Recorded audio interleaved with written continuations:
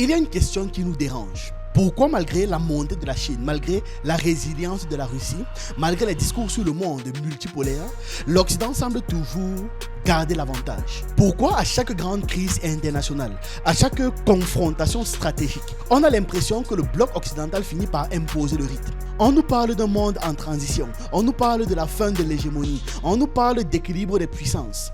Mais quand on observe les faits tangibles sur le terrain, les alliances militaires, les sanctions coordonnées, les interventions rapides, les capacités d'escalade, une constante apparaît. L'Occident fonctionne comme un système intégré, un bloc capable d'agir d'une seule voix lorsque ses intérêts fondamentaux sont en jeu. Voilà la France, l'Allemagne et l'Angleterre qui sont prêts à une action armée pour pouvoir détruire les capacités militaires de l'Iran aux côtés des États-Unis et d'Israël. On ne leur a rien demandé, ils ont pris l'initiative.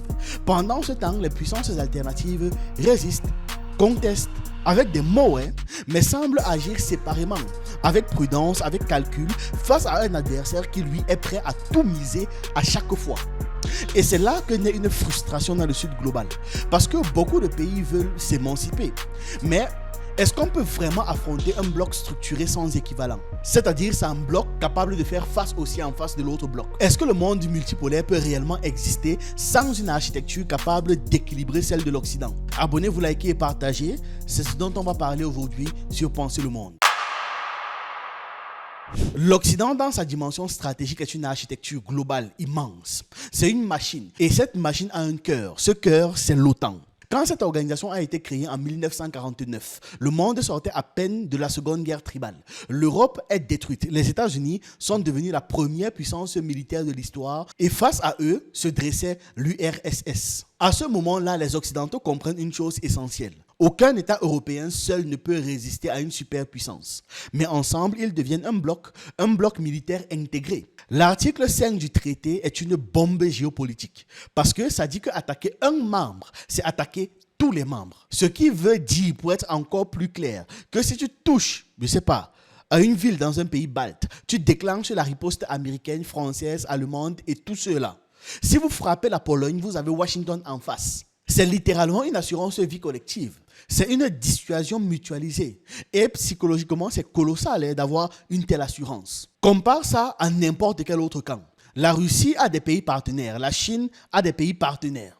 Mais ils n'ont pas de mécanisme automatique de défense mutuelle. Non, ils ont des déclarations, des coopérations, des exercices militaires, mais pas un système où une attaque déclenche immédiatement une riposte collective coordonnée.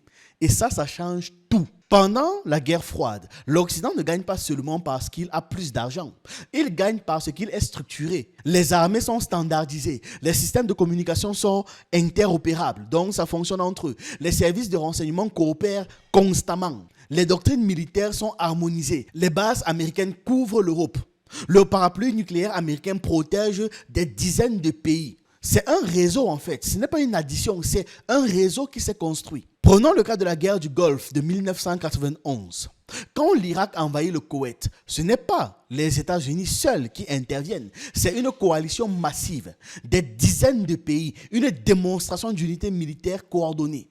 Même chose après septembre 2001. Pour la première fois de son histoire, l'OTAN active l'article 5. L'attaque contre New York devient officiellement une attaque contre tout le bloc.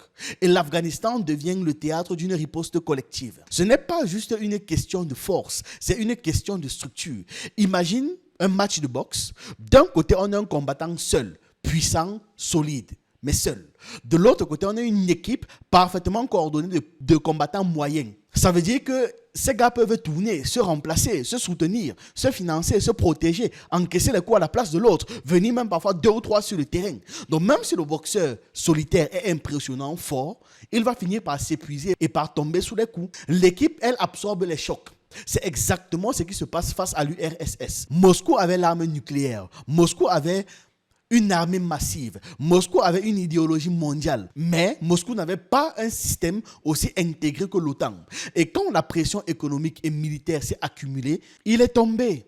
Ce que beaucoup de pays du Sud global regardent aujourd'hui, c'est cette réalité brutale. L'Occident fonctionne comme un seul organisme stratégique quand ses intérêts fondamentaux sont en jeu. Ils peuvent avoir des discussions internes, des problèmes internes, se critiquer, voter différemment. Mais face à une menace perçue, il se resserre immédiatement. Regardons la réaction face à la guerre en Ukraine. Sanctions coordonnées, aide militaire synchronisée, renseignements partagés en temps réel, approvisionnement en armes venant de plusieurs pays à la fois. Ce n'est pas un pays isolé qui décide d'agir, c'est un système qui s'est coordonné avec des routes même de livraison.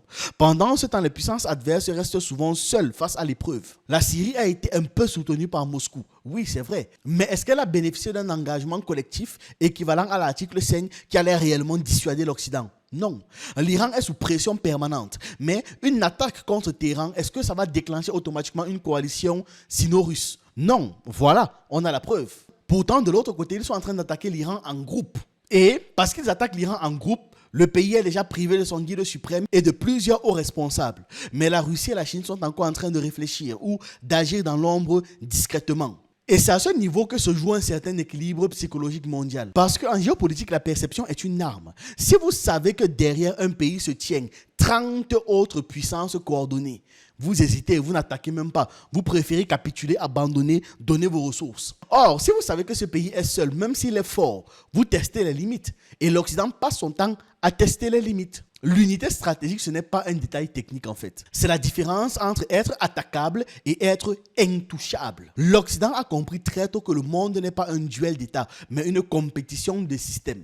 Et il a construit son système comme une forteresse collective. Et c'est ça le vrai secret en fait. Pas seulement la puissance, pas seulement l'économie, mais l'architecture. Une architecture qui transforme plusieurs nations en une seule force stratégique quand l'enjeu devient existentiel. Et tant que cette architecture n'aura pas d'équivalent structuré ailleurs, l'équilibre restera asymétrique. L'Empire occidental n'a pas disparu, il s'est muté, il s'est modernisé. Il a troqué les bottes coloniales contre des costumes cravates, les canons contre les marchés financiers, les gouverneurs coloniaux contre les normes juridiques internationales.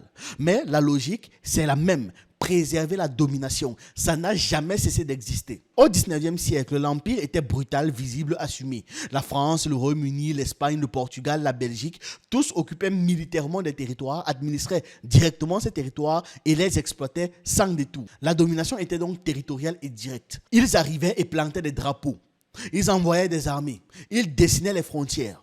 Mais après 1945, puis surtout après 1991, avec l'effondrement de l'URSS, quelque chose change. L'Occident comprend qu'il n'a plus besoin d'occuper pour contrôler. Le contrôle devient systémique. Ça passe par la monnaie, la dette, les institutions, les alliances, les normes juridiques et j'en passe. Prenons l'exemple de l'invasion de l'Irak en 2003. Officiellement, il s'agissait d'armes de destruction massive. On a évoqué la sécurité internationale. On a parlé de menaces imminentes. Puis, après coup, ces armes n'ont jamais été trouvées. Pourtant, l'intervention a eu lieu. Le régime est tombé. Le pays a été détruit. Les équilibres régionaux ont été bouleversés. Ils ont dit qu'ils ont fait ça au nom de la sécurité mondiale. Après, cette sécurité a été relativisée. On explique que voilà, c'était une erreur. Mais personne n'a été puni et aucun dégât n'a été réparé. Même logique en Libye de 2011. Résolution de l'ONU pour protéger les civils. Zone d'exécution aérienne, puis progressivement l'opération dépasse le cadre initial. Kadhafi tombe, le pays se fragmente, est détruit. Là encore, la règle humanitaire devient un levier stratégique. On invoque le droit international, puis on élargit comme ça là. On élargit les interprétations à tous les niveaux, jusqu'à ce qu'ils atteignent leur objectif politique, économique ou militaire. Ce n'est plus de la colonisation au sens classique, c'est l'ingénierie géopolitique. Regardons la pression maximale contre l'Iran aujourd'hui. Des sanctions financières massives, des exclusions du système bancaire international, pression sur les importations de pétrole, gel des avoirs. On parle d'uranium enrichi. On nous parle de sauver le peuple iranien. Je dis aux forces armées des Iraniens que vous devez laisser tomber vos armes et alors là, vous serez sauvés. Sinon, vous allez mourir. Si vous arrêtez de vous battre, vous serez traités avec équité. Sinon, ce que vous avez devant vous, c'est la mort certaine. Je dis au peuple d'Iran que la liberté est proche. Restez dans des abris, ne sortez pas, c'est très dangereux. Il y aura des bombes qui tombent partout. Quand nous aurons fini, terminé, le gouvernement sera à vous pour prendre. Ce sera votre seule chance pendant des générations. C'est la seule occasion que vous avez. Vous avez demandé l'aide des États-Unis pendant plusieurs années. Vous ne l'avez pas reçu. Aucun président n'a été prêt à faire ce que je fais maintenant. Mais maintenant, vous avez ici devant vous un président qui veut bien vous donner ce que vous souhaitez. Donc, nous allons voir comment vous répondez. Les Américains, les États-Unis vous soutiennent avec toute leur force. C'est le temps maintenant de prendre en main votre destin et de libérer cet avenir qui est si proche à vous. Avant de continuer, je vous rappelle qu'Holacraft est disponible. Vous y trouverez ma formation YouTube, mais aussi des formations en dessin, montage vidéo, création de bandes dessinées, de miniatures et des techniques d'animation utilisées par les grands studios. On ajoute régulièrement de nouveaux contenus, notamment en programmation d'applications comme Netflix ou Shazam, pour vous aider à développer des compétences vraiment valorisantes. Le site évolue chaque jour. Les paiements sont déjà disponibles en Afrique. On travaille à intégrer les systèmes occidentaux. D'ailleurs, si vous pouvez nous aider en ce sens, contactez-nous. Voici le mail et le numéro. Le lien du site est en description. Revenons au sujet. Sauf que c'est un impérialisme imprévisible, plus subtil, mais tout aussi puissant. Et puis, il y a l'extension continue de l'OTAN après 1991. Officiellement, chaque pays adhère librement. Mais on sait très bien qu'à chaque fois qu'un pays refuse de les rejoindre, comme par hasard, les problèmes commencent et beaucoup.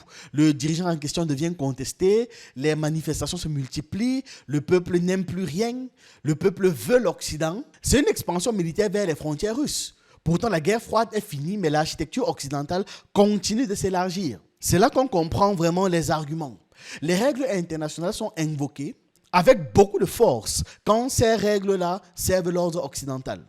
On parle de souveraineté, de droit, de stabilité. Mais lorsque ces mêmes règles deviennent contraignantes pour l'Occident, pour les intérêts de l'Occident, voilà, ça peut être contourné, ça peut être interprété, ça peut même d'ailleurs être temporairement suspendu. Et c'est dans ces moments-là qu'on nous parle d'exception, de nécessité, de responsabilité morale supérieure. Toute puissance cherche à protéger ses intérêts. On sait. Maintenant, la différence, c'est la capacité systémique de l'Occident. Parce qu'on parle quand même de ce bloc qui contrôle une grande partie des institutions globales. Les systèmes financiers, dominés par le dollar, les grandes institutions économiques, les normes juridiques. Ils ne dominent pas seulement militairement, ils définissent les règles du jeu. Imaginez que vous êtes en train de jouer à un match de football où c'est un joueur contre qui vous jouez qui fixe les règles. C'est aussi lui qui arbitre. C'est aussi lui qui possède le stade. L'Empire n'a pas disparu. Il a appris à devenir indispensable. Et c'est peut-être sa forme la plus puissante. Il y a une différence fondamentale entre une puissance prudente et une puissance prête à tout risquer. L'Occident a développé une culture stratégique particulière. Lorsque son intérêt vital est menacé, il accepte l'escalade, il accepte de tout risquer. Il accepte le risque sans problème. Là où d'autres cherchent l'équilibre, cherchent la décision. Regardons la crise des missiles de Cuba en 1962. Le monde est littéralement au bord de l'apocalypse nucléaire. Les États-Unis découvrent des missiles soviétiques à quelques kilomètres de leur côte. La réponse, blocus naval, ultimatum, escalade maximale face à l'URSS. À ce moment précis, Washington accepte la possibilité d'une guerre nucléaire. C'est un pari colossal. Ça passe ou ça casse. Finalement, Moscou panique et recule. Mais quand les États-Unis ont déposé les bombes nucléaires en Turquie ou en Allemagne, il n'y a pas eu la même réaction de la Russie. Elle s'est contentée de s'indigner et c'est tout. Pourtant, ce sont des pays proches, très proches de la Russie. Donc, face à une menace stratégique directe, l'Occident peut aller jusqu'au bout du gouffre. Même logique en 2003. La guerre en Irak se déclenche malgré une opposition internationale massive, malgré des manifestations mondiales, malgré des divisions diplomatiques profondes. Le risque politique est énorme, le coût militaire est énorme. On parle de plus de 2000 milliards de dollars. L'image internationale est fragilisée, pourtant la décision est prise. Ils ont avancé, ils ont frappé et ils n'ont jamais assumé les conséquences. Et à la fin, qu'est-ce que l'histoire retient ? Qu'ils ont encore fait ce qu'ils voulaient. Ce n'est pas forcément une preuve de supériorité morale ou stratégique. C'est une preuve de détermination brutale. Regarde les sanctions massives contre la Russie après 2022. Gel des avoirs, exclusion bancaire, rupture énergétique, isolement technologique.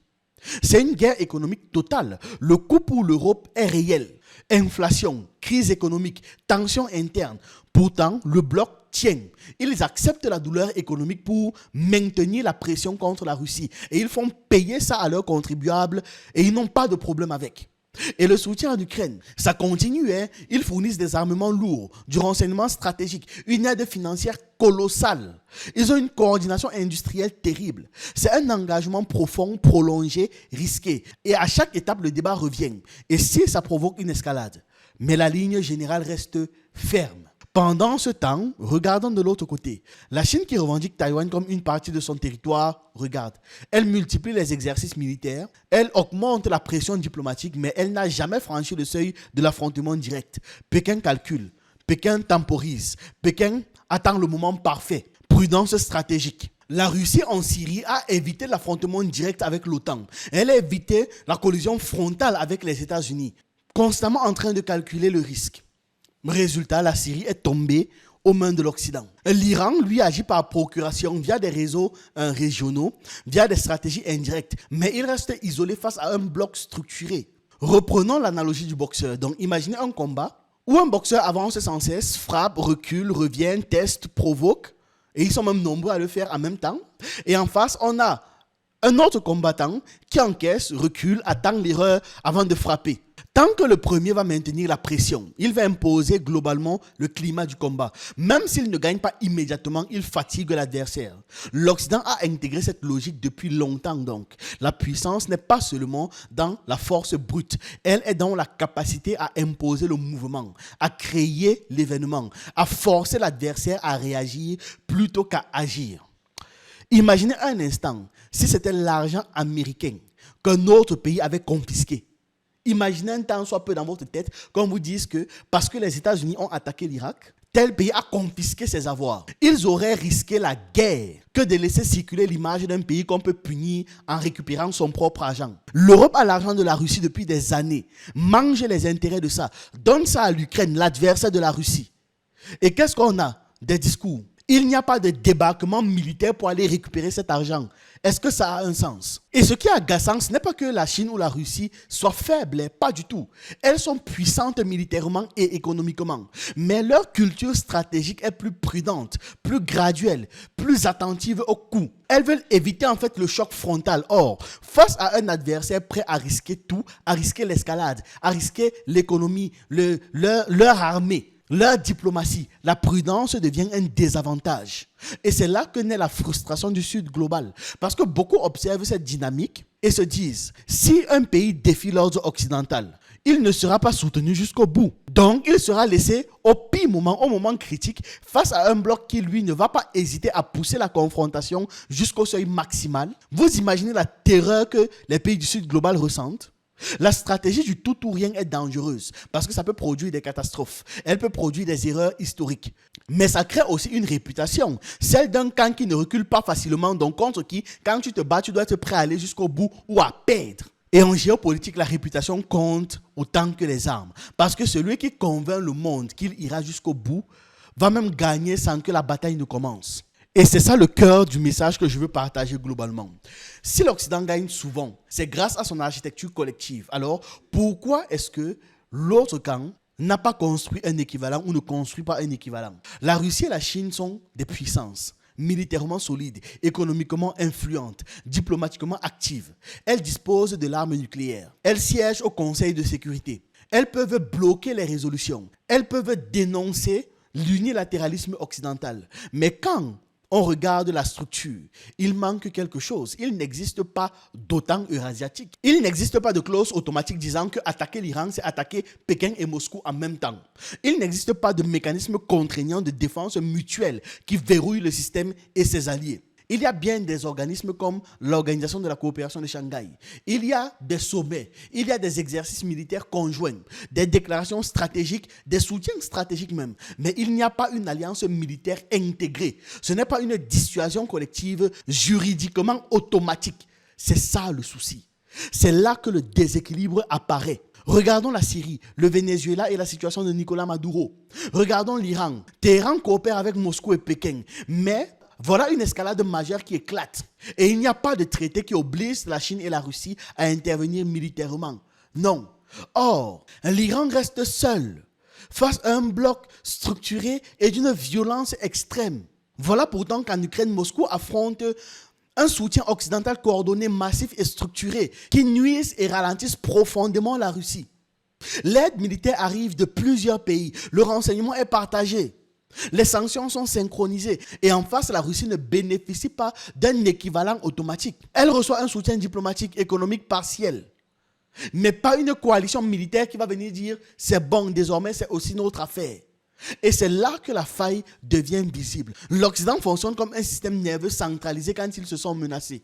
Le camp russo-chinois fonctionne comme des constellations d'États souverains qui coopèrent, mais sans fusion stratégique. Pourquoi? Peut-être parce que la Chine privilégie la stabilité économique mondiale et ne veut pas être entraînée dans un conflit direct. Peut-être que parce que la Russie défend, une logique de souveraineté nationale stricte et hésite à s'enfermer dans un engagement automatique. Peut-être parce que les intérêts des deux puissances ne sont toujours pas parfaitement alignés. Peut-être aussi parce que l'expérience soviétique a laissé une méfiance envers les alliances rigides. Mais en géopolitique, j'insiste encore, l'absence d'architecture peut coûter très cher, surtout quand on a en face un adversaire qui lui possède cette architecture. Et pour les pays du Sud global, le message est troublant. S'aligner sur Moscou ou Pékin ne garantit pas une protection automatique. S'aligner sur l'OTAN, ça garantit ça, même si ils perdent leur souveraineté. Au moins, ils savent qu'on ne va pas les massacrer du jour au lendemain.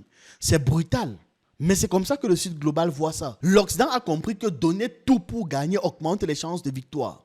Et même si pendant la phase de bataille, ils perdent beaucoup, ils savent que s'ils gagnent, ils vont se rembourser en exploitant les zones conquises. Ils ont compris que tout ce à quoi est-ce qu'on donne l'importance, là, ce n'est pas réel. Les structures internationales, la monnaie, les valeurs, la dette, tout ça, ce n'est pas réel. La seule chose qui compte, c'est être la personne qui définit les règles là.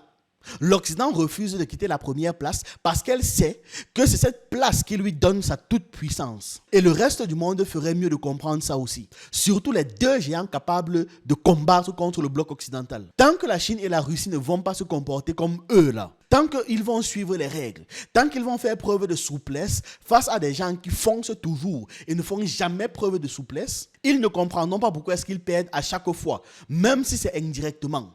Ils ne comprendront pas la peur que suscite l'Occident pour le Sud global. Ils ne comprendront pas pourquoi est-ce que certains pays comme l'Inde ont un pied du côté de l'Occident, un pied de leur côté, du côté sino-russe. Regardez, il n'y a même pas de moyen de nommer le bloc sino-russe. Là où je peux dire l'Occident ou l'OTAN, et vous savez exactement de quoi est-ce que je suis en train de parler, il n'y a pas d'équivalent pour la Russie et la Chine. Ça doit être réglé, vite. Le monde voit ce qui se passe, juge tous les camps et l'histoire ne retient que les vainqueurs et non pas ceux qui ont suivi les règles. Voilà, c'est ce que j'avais à partager avec vous. On se retrouve rapidement pour une prochaine vidéo.